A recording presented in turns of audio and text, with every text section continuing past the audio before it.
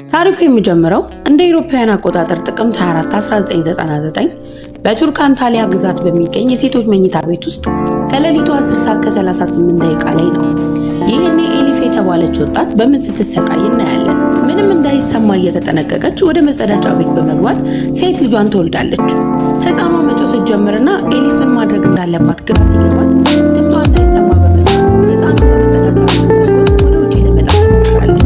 ከ18 ዓመት በኋላ ኤሊፍ በእስር ቤት ሆና በህልሟ ያንን አስፈሪ ቀን እያየች በለቅሶ ትነቃለች። ልጇን ለመጣል የሞከረችበትንና እህቷ ደግሞ ልጇን ነጥቃ የወሰደችበትን ያን ቀን እንደ ትልቅ ጠባሳ ሁልጊዜ ይከተላል። አብሯት የታሰሩ ሴቶች ሁሉ በለቅሶ ይነቃሉ። የቅርብ ጓደኛዋ ካውሰር መጣ ይሄ ብቻ ነው ሁሉም ነገር አልፏል በማለት ታጽናናታለች። ኤሊፍ ግን ይህ ስቃይ መቼ የማይቆም ብላ ታለቅሳለች።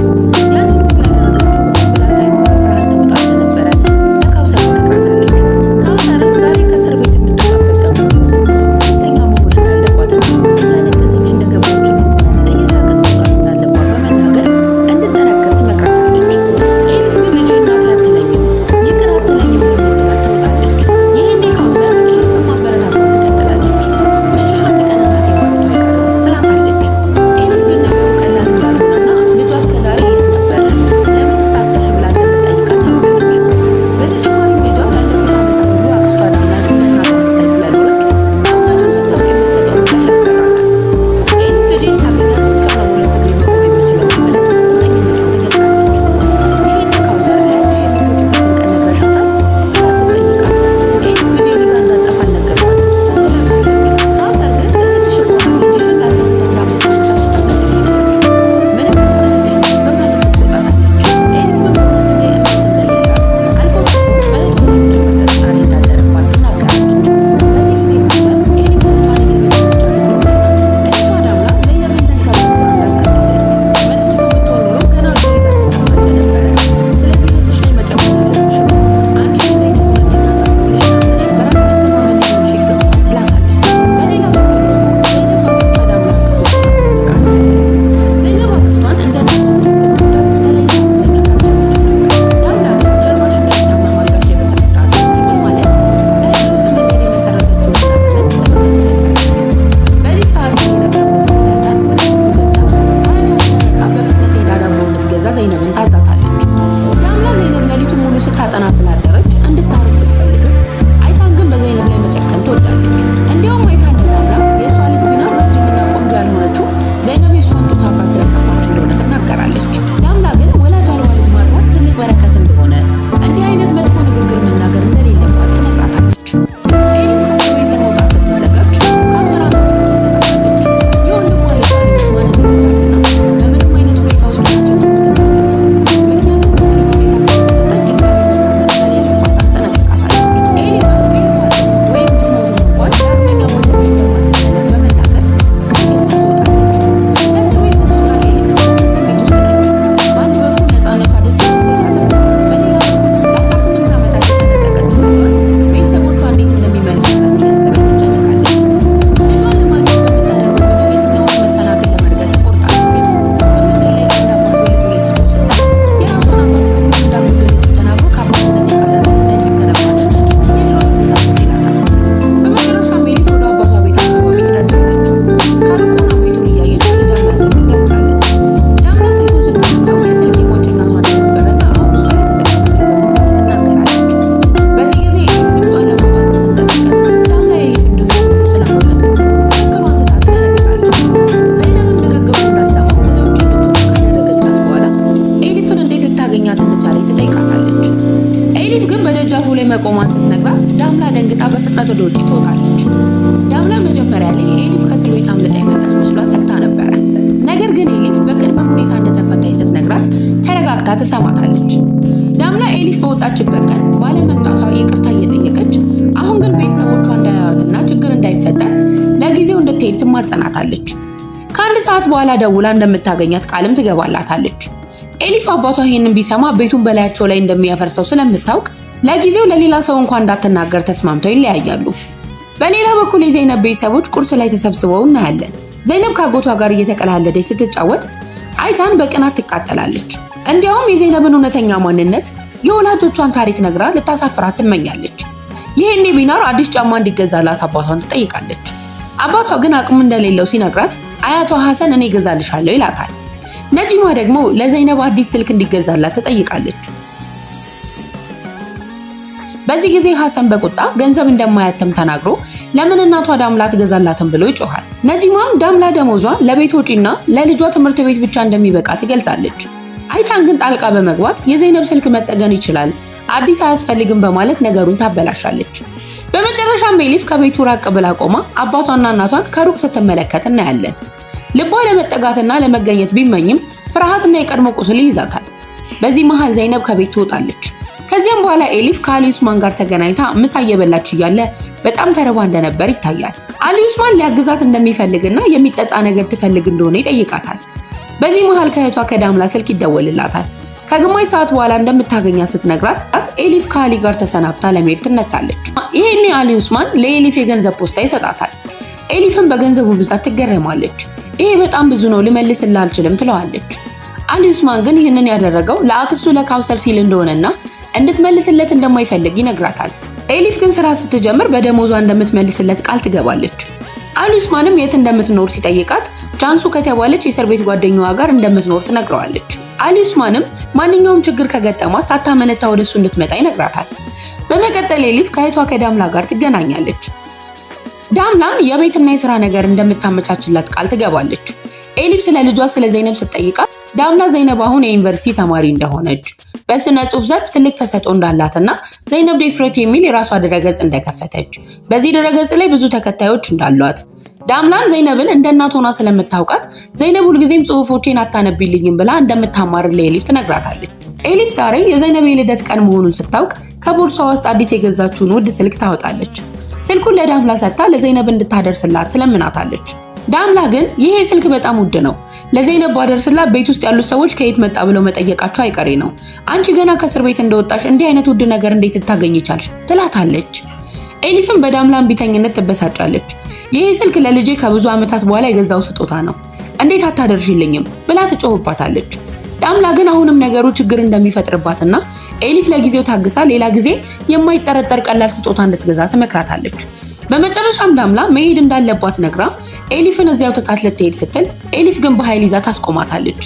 ልጇን መመለስ እንደምትፈልግ በቁርጠኝነትም ትነግራታለች። በዚህ ጊዜ ዳምላ ተቆጥታ ኤሊፍን እንዲህ ስትል ትቆጣታለች። አሁን ነው ልጅ እንዳለች ትዝ ያለሽ? ገና እንደተወለደች ልትገያት የሞከርሽው አንቺ አይደለሽ? እስር ቤት ልታይ ስትመጣ ፊትሽን አዞርሽባትስ? በማለት ያለፈውን መራራ ታሪክ ታስታውሳለች። ዳምላም በመቀጠል ዘይነብን በእኔ ስም እንዳስመዘግባትና እናቷ እንደሆነ የለመንሽኝ አንቺ ነሽ፣ ዳግመኛ እንደማታያትም ነግራት እንደነበረ ስትናገር ኤሊፍ ግን በዛ ጊዜ በጭንቀት ውስጥ እንደነበረችና አሁን ግን በጣም እንደተጸጸተች እየተማጸነች ትነግራታለች። ዳምላ ግን ጸጸትሽ አሁን ፋይዳ የለውም፣ በጣም ረፍዷል ትላታለች። ዘይነብ ላለፉት 15 ዓመታት እውነት መስሏት በውሸት ስትኖር መቆየቷን ስታውቅ የሚሰማትን ስቃይ ኤሊፍ እንዳልተረዳችው ትነግራታለች።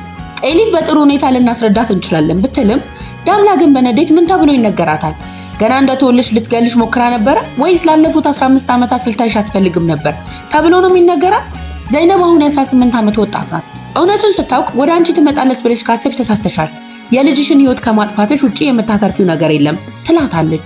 ኤሊፍም እሷ የኔ ልጅ ናት ብላ ስትጮህ ዳምላ ግን አንቺ ልትገያ ስትሞክሪ እኔ ህይወት የሰጠዋትና ያሳደግኳት እኔ ስለሆንኩኝ የኔ ልጅ ናት ብላ በድፍረት ትመልስላታለች። ከዚህ ክርክር በኋላ ዳምላ ወደ ስራዋ ከመሄዷ በፊት ቡና ለመግዛት ካፌ ትገባለች። እዛም አድናን የተባለ ሰው ይታያል። እሱም በዳምላ ውበት ተማርኳል። በካፌ ውስጥ ያለው ሰራተኛ ለዳምላ የተዘጋጀውን ቡና ለአድናን ሲሰጠው ዳምላ ትበሳጫለች። አድናንም ይቅርታ ጠይቆ ቡናውን ይመልስላታል። በኋላም ዳምላ በምትሰራበት ኩባንያ ውስጥ አድናን ሲገባ ታየዋለች። አድናን ዳምላ ስለሱ ስታማር ሰምቷት ስለነበረ ለምን እንደተቆጣች ይጠይቃታል። በዚህ ሰዓት የዳምላ ስራ አስኪያጅ ኦጉር ወደ ቢሮ ይገባል። ዳምላ ለአድናን ባሳየችው ባህሪ ተጸጽታም ይቅርታ ጠይቀዋለች። ኦጉርም አድናን ምርቶቹን ወደ ውጭ የሚልክ ትልቅ ኩባንያ እንዳለውና ለአዳዲስ ምርቶቹ የአልበም ዲዛይን እንዲሰራለት እንደሚፈልግ ይነግራታል። አድናን በዳምላ ብቃት እንደሚተማመንም ይገልጻል። አድናን ከባለቤቱ ጋር ያለው ግንኙነት እየቀዘቀዘ በመምጣቱ በህይወቱ ደስተኛ አይደለም። ዳምላ ስለ አድናን ማሰብ ብትጀምርም አሁን ለፍቅር ጊዜው እንዳልሆነ ራሷን ለማሳመን ትሞክራለች። ከዚህ በኋላ ኤሊፍ ጓደኛዋ ጃንሱን ስልክ ባለማንሳቷና ዳምላም ስለ ልጇ ዘይነብ የተናገረችው ነገር ትዝ ያላት በጣም አዝና በጎዳና ላይ ትዞራለች። ይሄኔ አሊ ስለደወለ ስታለቅስ ሲሰማት ሊረዳት እንደሚመጣ ይነግራታል። በሌላ በኩል ዳምላ አዲሱን ስልክ ይዛ ቤት ስትገባ ሐሰን ስልኩን አይቶ ይቆጣል። ለወንድምሽ ገንዘብ ስትከለኪ ቆይተሽ አሁን ለዘይነብ ውድ ስልክ የሚሆን ገንዘብ ከየት አገኘሽ በማለት ይወቅሳታል። ኤሊፍ ከአሊ ጋር ከተገናኘች በኋላ ያለፈውን ታሪኳን እያለቀሰች ትነግረዋለች። በዚህ ሰዓት የአድናን አባት ቼቲን በምግብ ቤት ውስጥ ሆኖ ንግግሯን በድብቅ ይሰማል። የልጇ አባት እንደከዳት፣ የልጇ አባት ደግሞ እርግዝናዋን ካላቋረጠች እንደሚገላት እንደዛተባት ትናገራለች። ቼቲን ይህንን ሲሰማ ያለፈውን ታሪኩ ትዝ ይለዋል። ኤሊፍ ግን ያንን ክፉ ሰው አግኝታ ለመበቀል ትመኛለች። ከዚህ በኋላ ኤሊፍ ከእስር ቤት መውጣት አለ ጃንሱ ትነግራታለች። ጃንሱ ግን ኤሊፍን ለማስጠጋት ብትስማማም በሁኔታው ተጨንቃለች። ምክንያቱም ጃንሱ የቼቲን ቅምጥ ነች። ቼቲን ወደ ቤቷ እንዲመጣ ብትጠይቀው እሱ ግን ስራ እንዳለበት ነግሮ ይቅርታ ይጠይቃታል። ከዚህ በኋላ ቼቲን ሾፌሩ ኤሊፍን እንዲከታተላት ያዘዋል። ኤሊፍ ጃንሱ ቤት መግባቷን ሲያረጋግጥ በቁጣ ተመልቶ እዛው ይሄዳል። ጃንሱ ቀደም ሲል ኤሊፍን ለማዳን ስትል ልጇ ሞታለች ብላ ቼቲንን ዋሽታው ነበረ። ነገር ግን ቼቲን ውሸቷን ደርሶ ሁለቱንም ሴቶች ይደበድባቸዋል። ኤሊፍ የልጇን ቦታ እንድትናገር ቢያስገድዳትም እምቢ ትላለች። በመጨረሻም ኤሊፍ ቼቲንን እግሩ ላይ በቢላዋ ወቅታው ከጃንሱ ጋር ለማምለጥ ትሞክራለች። በማግስቱ ጠዋት አድናን የአባቱን የእግር ቁስል ያያል። አባቱ በስልክ ሲጮህና ያደረሰብኝን ሰው አገኘዋለሁ ሲል ይሰማል። አድናን ነገሩን ለማጣራት ወደ ጃንሱ ቤት ይሄዳል።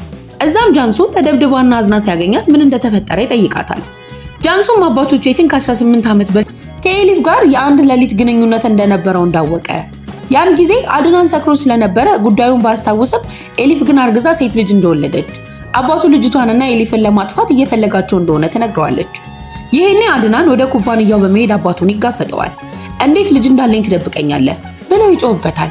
ቼቲን ግን ይህንን ያደረኩት አንተና ቤተሰብን ከስም ማጥፋትና ከገንዘብ ፈላጊዎች ለመጠበቅ ነው በማለት ራሱን ይከላከላል። አድናን ግን በአባቱ ድርጊት በጣም ተናዶ አንተ የምታስበው ስለ ገንዘብ ብቻ ነው፣ እኔ ግን ልጄን ፈልጌ ያገኛታለሁ፣ ካንተም እጠብቃታለሁ ይለዋል። በሌላ በኩል ሐሰን ዘይነብና ፒናር ሳሊ ከሚባል ወጣት ጋር ቆመው ሲያወሩ በድንገት ይደርስባቸዋል። ዘይነብ ፒናርን ከዚያ ልጅ ለማራቅ እየሞከረች ቢሆንም ሐሰን ግን ነገሩን በተሳሳተ መንገድ ይረዳዋል። እንደ እናትሽ ክብር የሌለሽ ነሽ በማለት ዘይነብን ይደበድባታል። ወደ ቤት ወስዶም ክፍሏ ውስጥ ይቆልፍባታል። ከእንግዲህ ወደ ዩኒቨርሲቲ እንደማትሄድም ይዝታል። ዳምላ ወደ ቤት ስትመለስ ልጇ ታስራ ስታገኝ በጣም ትናደዳለች። አባቷ ሐሰንንም ትጋፈጠዋለች። የልጄን ክብር መንካት የኔን ክብር መንካት ነው ብላ ብትከራከርም ሐሰን ግን የዛሬ 18 ዓመት ዳምላ ያለ ጋብቻ አርግዛ ያመጣችበትን ውርደት እያነሳ ይጮሃል። ዘይነብ ለምን አያቷ እንዲህ እንደሚጠላ ስትጠይቅ ዳምላ አባትሽ ከመጋባታችን በፊት ነው የሞተው፣ ለዛ ነው አያትሽ የሚቆጣው በማለት እውነቱን ደብቃ ትነግራታለች። በማግስቱ ጠዋት ዳምላ አባቷ ሳያውቅ ዘይነብን ወደ ትምህርት ቤት ትልካታለች። በዚህ መሃል ጃንሱ የአድናን ልጅ ዘይነብ የምትኖርበትን አድራሻ ለአድናን በጭንቀት ትልክለታለች። አድናንም ወደ ተላከለት አድራሻ ሄዶ በሩን ሲያንኳኳ በሩን የከፈተችው ዳምላ በመሆኗ ሁለቱም በድንጋጤ ተያያሉ። አድናን የሚፈልጋት ልጁ የዳምላ ልጅ መሆኗን ገና አላወቀም። በተመሳሳይ ሰዓት ኤሊፍ በዩኒቨርሲቲው ደጃፍ ላይ ዘይነብን ትጠብቃታለች። ዘይነብን ስታያት ስሟን ጠርታ ትቀርባታለች።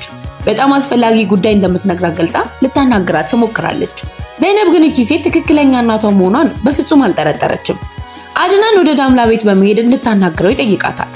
ሐሰን ግን በሩ ላይ ሲያያቸው አድናን ለስራ ጉዳይ እንደመጣ በመግለጽ ሁኔታውን ያረግባል።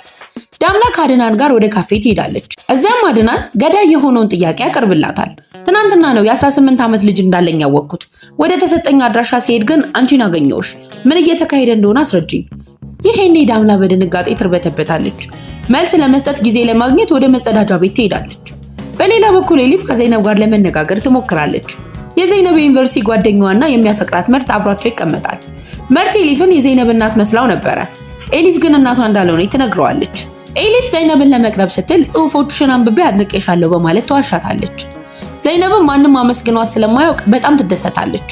ከዚህ በኋላ ኤሊፍ ሁለቱን ወጣቶች እያየች በጣም ትመጣጠናላችሁ ስትላቸው ዘይነብ ታፍራለች። ዳምላ ከመጸዳጃ ቤት ሆና ወደ ኤሊፍ ትደውላለች።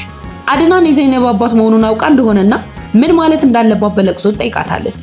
ኤሊፍም እውነቱን እንዳትናገር፣ ኤሊፍና ልጇ ከዓመታት በፊት እንደጠፉ የት እንዳሉ ማንም እንዳያውቅ እንድትነግረው ትነግራታለች። በምንም ታምር ወደ ልጇ እንዲቀርብ እንዳታደርገው ታስጠነቅቃታለች። ከዚህ በኋላ ዳምላ ወደ አድናን ተመልሳ በመቀመጥ አዲስ ታሪክ ትፈጥራለች። ዘይነብ የሷ ልጅ ሳትሆን የኤሊፍ ልጅ እንደሆነችና ኤሊፍ ደግሞ የሷ እህት እንደሆነች ልትነግረው ትሞክራለች። አድናን ግን ይህ ውሸት በቀላሉ የሚያምን አይመስልም። ዳምላ አድናን እውነቱን እንዳያውቅ ለማድረግ በጣም አደገኛ ውሸት ትፈጥራለች። ለዘይነብ ያላትን ፍቅር ለመደበቅ ስትል ኤሊፍ የሷ እህት እንደሆነችና ልጇን ስትወልድ ለመግደል እንደሞከረች ትዋሻለች። በዚህ ምክንያት ኤሊፍ ታስራ እንደነበረና ሕፃኗ ወደ ሕፃናት ማሳደጊያ እንደተወሰደች ከዚያም በኋላ ምንም እንደማይታወቅ ለአድናን ትነግረዋለች። በሌላ በኩል ኤሊፍ ራሷን ጉኔሽ ብላ በመጥራት ከዘይነብ ጋር ያላትን ግንኙነት ታጠናክራለች። ዘይነብ የህይወት ታሪኳን እንድትነግራትና እሷን በስነ ጽሑፍ መልክ እንደምትጽፍላት በማሳመን ስልኳን ትቀበላታለች። ዘይነብ ግን አሁንም አጠገቧ ያለችው እውነተኛ እናቷ መሆኗን አላወቀችም። ሐሰን ዘይነብ በክፍሏ አለመኖሯን ሲያውቅ በቁጣ ተሞልቶ ወደ ዩኒቨርሲቲ ይሄዳል። ዘይነብን በኃይል እየጎተተ ሊወስዳት ሲሞክር ትልቅ ግርግር ይፈጠራል። ይህኔ ዳምላና አድናን በቦታው ይደርሳሉ። ሐሰን አድናንን ከዳምላ ጋር ሲያዩ ይበልጥ ይቆጣል። በዚህ ሰዓት የዩኒቨርሲቲው የጥበቃ ሰራተኞች ጣልቃ ገብተው ሐሰንን ይከላከላሉ። ኤሊፍ ይህንን ሁሉ ትዕይንት በሩቅ ሆና በጭንቀት ትከታተላለች። ዳምላ ዘይነብን ለአድናን ታስተዋውቀዋለች። አድናን ግን ዘይነብ ልጁ መሆኗን ሳያውቅ የዳምላ ልጅ እንደሆነች አምኖ ያጽናናታል። ዘይነብ በጓደኞቿ ፊት በደረሰባት ውርደት አዝና እያለቀሰች ስትሄድ መርት ሊያረጋጋት ይከተላታል። ኤሊፍ ጃንዙ ቤት ተመልሳ ዳምላ ዘይነብን ለአድናን ማስተዋወቋን ስታውቅ በጣም ትቆጣለች። ዳምላ የሰራችውን ስህተት እንደምታስተካክልም ትዝታለች። ይሄኔ ጃንሱ ለአድናን ደውላ የሰጠው አድራሻ ስህተት ነበረ፣ የተረዳኸው ነገር ልክ አይደለም በማለት እውነቱን ለማድበስበስ ትሞክራለች። በሌላ በኩል ዳምላና ዘይነብ ወደ ቤት ሲመለሱ ሐሰን በቁጣ ይቀበላቸዋል። ዳምላ ግን በዚህ ጊዜ አልፈራችውም።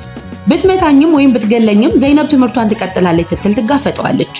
ካልተስማማ ግን ዘይነብን ዳግመኛ እንዳያት እንደምታደርገው በማስፈራራት ታሸንፈዋለች። በሌላ በኩል ቼቲን ኤሊፍን በማስፈራራት ከዘይነብ ጋር ወደ ቆጵሮስ እንድትሄድና ዳግመኛ ወደ ኢስታንቡል እንዳትመለስ ያዛታል። ከተመለሱ ግን እንደሚገላቸውም ይዘታል። ቼቲን በዩኒቨርሲቲው በኩል ዘይነብ ለትምህርት ጉዳይ እንደምትሄድ አስመስሎ ስላዘጋጀው ዘይነብን በጉጉት ጉዟን ትጀምራለች። አድናን ከባልደረባው ቶልጋ ጋር በመሆን ስለ ኤሊፍ የደረሰበትን መረጃ ያጣራል። ኤሊፍ ልጇን ለመግደል በመሞከሯ 9 ዓመት በእስር ቤት ውስጥ ደግሞ ሌላ ሰው በመግባቷ ተጨማሪ ዓመታት ታስራ እንደነበረ ያውቃል። እዚህ ጋር ያወቀው የኤሊፍ ልጅ በጉዲፈቻ የተወሰደችው በጣም ፈጣን በሆነ መንገድ መሆኑ ነው። ይህኔ ቶልጋም ይህች ልጅ በጉዲፈቻ የወሰደችው ዳምላ ሳትሆን አትቀርም የሚል መላምት ያቀርባል።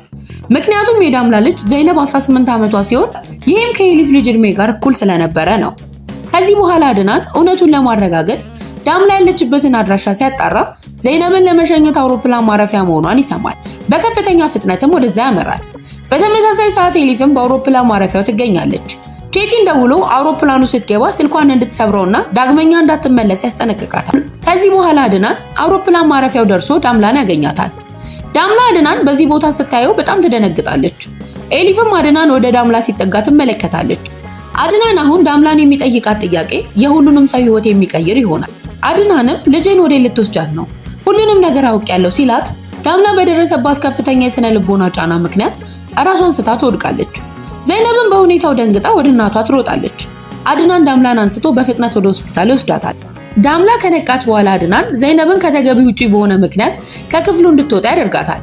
ዳምላ አሁንም ውሸቷን ለመቀጠል ትሞክራለች።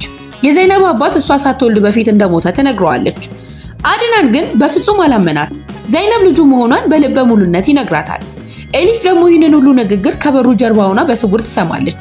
ይሄኔ ዘይነብ እናቷና አድናን ያላቸው ግንኙነት ከስራ ያለፈ መስሎ ይታያታል። ዳምላ ግን ሁኔታውን ለማድበስበስ ትሞክራለች። ወደ ቤት ሲመለሱ ሐሰን ዘይነብን ያለ ፈቃዱ ወደ ውጪ ልትልካት በመሞከሯ ዳምላ ላይ ይጮህባታል። ዘይነብም አያቷን ለማረጋጋት አልሄድኩም፣ ትዕዛዝህን አከብራለሁ ትላለች። ዳምላ አባቷ ሐሰንን ፊት ለፊት ትጋፈጠዋለች። እህቷ ኤሊፍ በፈጸመችው ስህተት ምክንያት ዘይነብና እሷን ሁልጊዜ በበደለኝነት ስሜት እንዲኖሩ ማድረጉ እንደሚያበቃ ትነግረዋል። ፍቅር በሌለበትና ለማንም በማይመች ቦታ መኖር አንችልም በማለትም በቃይ ማለቷን ታሳውቀዋል። በማግስቱ ዘይነብ ወደ ዩኒቨርሲቲ ለመሄድ ከቤት ስትወጣ አድናንን በሩ ላይ ይጠብቃታል። የረሳችውን ቦርሳዋን ሊሰጣት እንደመጣ ቢነግራትም ዋናው ዓላማው ግን ወደ ልጁ መቅረብ ነበረ። ወደ ዩኒቨርሲቲ በመኪና ሊያደርሳት እንደሚፈልግም ይነግራታል። አድናን ዘይነብን ወደ ዩኒቨርሲቲ እያደረሳት እያለ ከእናቱ ከኑድረት የድንገተኛ ስልክ ጥሪ ደርሰዋል። ባለቤቱ ኦዝለም አድናን እየከዳት እንደሆነ በማሰብ በጭቅጭቅ ቤቱን ጥላ መሄዷንና ልጃቸው አሊያ በጣም እያለቀሰች እንደሆነ ትነግረዋለች። አድናን ዘይነብን እርዳታ ይጠይቃል። ዘይነብም ትምህርቷን ትታ አሊያን ለማረጋጋት አብራ ወደ ቤቱ ትሄዳለች። ዘይነብ አድናን ቤት ደርሳ አሊያን ስታገኛት ወዲያውኑ ተግባብተው መጫወት ይጀምራል። ይሄኔ ኑድረት ዘይነብ ልጁ መሆኗን እንዴት እርግጠኛ እንደሆነ ስትጠይቀው በልቡ እንደሚሰማው በቅርቡ በምርመራ እንደሚያረጋግጥ ይነግራል። በሌላ በኩል ዳምላ ኤሊፍን አግኝታ ዘይነብን ይዛ ለመጥፋት በመሞከሯ ትወቅሳታለች። ኤሊፍ ግን ይህንን ያደረገችው ቼቲን ሊገላ ስለዛተ እንደሆነና ሽጉጥ እንደደቀነባት ትነግራታለች። ዳምላ መጀመሪያ ላይ ባታምናትም ኤሊፍ ግን ሀብታሞች ስማቸውን ለመጠበቅ ሲሉ ማንንም ከመግደል አይመለሱም በማለት ታስረዳታለች። በዚህ ሰዓት ዘይነብ ለዳምላ ደውላ አድናን ቤት መሆኗን ትነግራታለች። ዳምላም በጣም ደንግጣ አድራሻውን ተቀብላ ወደዛ ትሄዳለች። አድናን ቤት ደርሳ ዘይነብን ይዛ ስትወጣ ቼቲን በሩቅ ሆኖ ይመለከታቸዋል። ኦዝለም ቀደም ሲል አድናንን ስትከታተል ዳምላን ከአድናን ጋር በፎቶ ስላየቻት ቼቲንም ዳምላን ወዲያውኑ ይለያታል። ምን እየተካሄደ እንደሆነ ለማወቅም ይከተላቸዋል። ዳምላና ዘይነብ ወደ ቤታቸው ሲመለሱ ኤሊፍ በሩ ላይ ተጠብቃቸዋለች። ኤሊፍ ዘይነብን ለማቀፍና ሰላም ለማለት ስትሞክር በድንገት የቼቲን መኪና እዛው ይቆማል። ቼቲንም ከመኪናው ይወርዳል። ይሄኔ ዘይነብ ኤሊፍና ቼቲን አሁን በድንገት ፊት ለፊት ይገናኛሉ። ቼቲን ኤሊፍን እዛው በማግኘቱና ከዳምላ ጋር ያላትን ግንኙነት ሲያይ ሚስጥሩ ሊጋለጥ እንደሆነ ይገባዋል። ቼቲን በከፍተኛ ቁጣ ኤሊፍን ይጋፈጣል።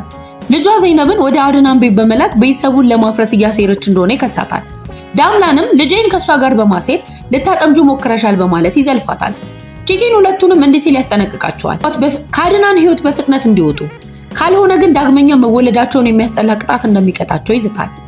ኤሊፍንም ልጇን ይዛ እንድትጠፋ አለበለዚያ በራሱ መንገድ እንደሚያጠፋቸው ይነግራታል። ኤሊፍ ግን በድፍረት ትጋፈጠዋለች። ይሄኔ ዳምላ ቼቲን በዘይነብ ላይ ጉዳት ያደርሳል ብላ በጣም ትሰጋለች። ኤሊፍ ግን ልጄን ለመምካት ቢሞክር እገለዋለሁ ስትል ትዝታለች። ዳምላ ኤሊፍ ዳግመኛ ወደ እስር ቤት እንድትመለስ ስለማትፈልግ ለአድናን ደውላ እውነቱን እንድታሳውቀውና እሱ መፍትሄ እንዲሰጥ ትለምናታለች። ኤሊፍ ግን የአድናንን እርዳታ እንደማትፈልግና ልጇን በራሷ እንደምትጠብቅ በቁርጠኝነት ትናገራለች።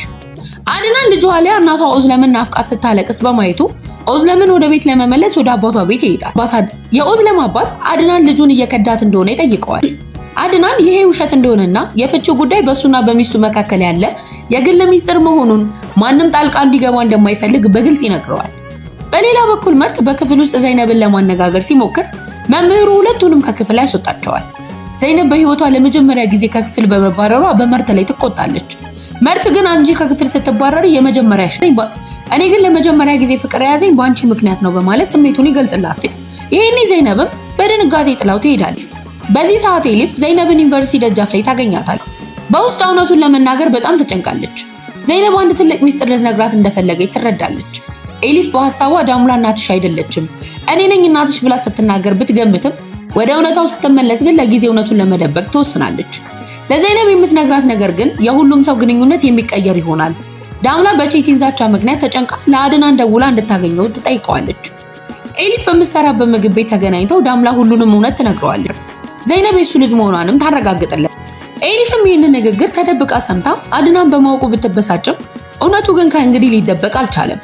ከዚህ በኋላ ኦዝለም በልጇ በአሊያ ላይ ስታደርስ የነበረው ግፍ ይገለጣል። አሊያን ታንገላታት፣ እንቅልፍ የሚያስተኛ ኪኒን ትሰጣትና ጸጉሯን ትቆርጥ እንደነበረ ይታወቃል። እንዲሁም ራሷን አግታ የኤሊፍን ወንድም በጠለፋ ወንጀል ከሳ ነበረ። በመጨረሻ አድናን ከቤተሰቦቿ ጋር ተስማምቶ ወደ ስነ ልቦና አእምሮ ሕክምና ማዕከል እንድትገባ ያደርጋታል። በሌላ በኩል ንድረት ጃንሱ ከቼቲን ማርገዟን ስታውቅ ቼቲን ባይቀበለውም ጃንሱ አብራቸው በቤት ውስጥ እንድትኖር ትወስናለች። ዘይነብ ኤሊፍ የታሰረችው ልጇን ለመግደል በመሞከሯ እንደሆነ ስትሰማ በጣም ደንግጣ ልጅሽ የታለች ብላ ስትጠይቃት ኤሊፍ በለቅሶና በጭንቀት ልጅ አንቺ ነሽ በማለት እውነቱን ትነግራታለች። ዘይነብ መጀመሪያ ላይ ብትደነግጥም ውሸት በበዛበት ህይወት ውስጥ እውነተኛ እናቷን በማግኘቷ ስሜቷ ይነካል። በሌላ በኩል ሐሰን ቼቲን ልጆቹን ሲያሰቃይ እንደነበረ ሲረዳ በቁጣ ተሞልቶ ቼቲንን ይወገዋል። ሐሰን በሰራው ጥፋት ቢታሰርም ለኤሊፍ የነበረው ጥላቻ ወደ ጸጸት ተቀይሯል። ከዚህ በኋላ አሊ ኦስማን ሐሰንን እስር ቤት ሄዶ ከጠየቀው በኋላ ኤሊፍን ለማግባት ይጠይቀዋል። ሐሰንን በደስታ ይፈነድቃል። በሌላ በኩል ዘይነብ ወደ ኤሊፍ በመሄድ አብራቸው እንድትኖር ትጠይቃታለች። ዘይነብ አሁን ሁለት እናቶችና እውነተኛ አባት አላት። ቤተሰቡ ከረጅም ዓመታት መከራ በኋላ ፍቅርና ሰላም በሰፈነበት ሁኔታ አንድ ላይ መኖር ይጀምራል። ዘይነብ ምንም እንኳን ዳምላን እንደ እናት ብትወዳትም ከኤሊፍ ጋር ያላትን ግንኙነትም ለማደስ ወስና አብረን ከሆነን ሁሉም ችግር በጊዜ ሂደት እንረሳዋለን በማለት ለኤሊፍ ተስፋ ትሰጣታለች። ኤሊፍም ወደ ቤቷ ተመልሳ ከቤተሰቦቿ ጋር ትቀላቀላለች። ከዚህ በኋላ አሊ ኦስማን እና የኤሊፍ ቤተሰቦች በጭንቀት መልሷን ሲጠባበቁ ኤሊፍ በደስታ ተስማምታ የጋብቻ ቀለበቱን ታደርጋለች። በዚህ ቅጽበት ኤሊፍ ለዘይነብ ዛሬ በህይወቴ ካሳለፍኳቸው ቀናቶች ሁሉ ደስተኛው ቀን ምክንያቱም በመወዳቸው ቤተሰቦቼ መካከል ነኝ ትላታለች። ይሄኔ ዘይነብ ለመጀመሪያ ጊዜ ኤሊፍን እማዬ ብላ ስትጠራት የኤሊፍ ደስታ ወሰን አልነበረውም። ዳምላም ይህንን ሁኔታ ስትመለከት ከብዙ መከራና ስቃይ በኋላ እውነተኛ ሰላምና ደስታ በቤታቸው በመስፈኑ በጣም ትደሰታለች። ታሪኩም ሁሉም ቤተሰቦች በአንድነት በፍቅር ሲኖሩ በደስታ ይጠናቀቃል። ውድ ቤተሰቦቼ እስከ ቪዲዮ ፍጻሜ ድረስ አብራችሁኝ ስለነበራችሁ እያመሰገንኩኝ ስክሪፕቱን የጻፈችው ሜሪ ስትሆን በድምጽ ተርኬ ያቀረብኩላችሁ እኔ ድርሹ ነኝ። ኤዲቲንጉ ደግሞ በቡድናችን ተሰርቷል። ከተመቻችሁ ቻናሉን ሰብስክራይብ በማድረግና የደውል ምልክቷን በማብራት ቤተሰቡን ተቀላቀሉ።